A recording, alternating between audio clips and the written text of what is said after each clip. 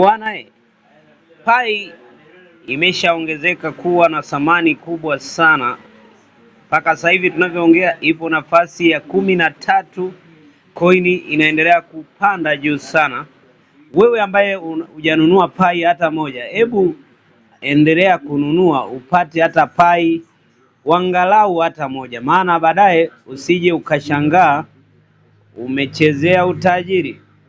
Lakini hatusemi utajiri, tunasema unafuu wa maisha. Kwa hiyo jitahidi kidogo kuongeza thamani kwa kununua angalau pai hata 2, maana inaendelea. Tunakumbuka jana tu ilikuwa nafasi ya 33, mpaka sasa hivi tunavyoongea iko nafasi ya 13.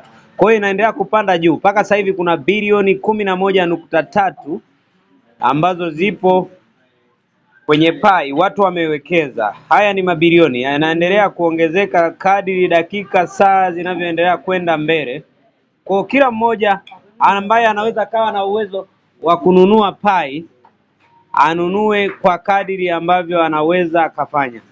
Kwa hiyo kwa namna hii naweza nikasema wote ambao mpo, ambao mnaifahamu pai na ambao hamuifahamu, hebu jaribu kufuatilia, na kama huna linki basi omba linki tukusaidie uweze kujiunga na pai, kwa sababu ni mradi wa coin ambao ni mkombozi wa ulimwengu.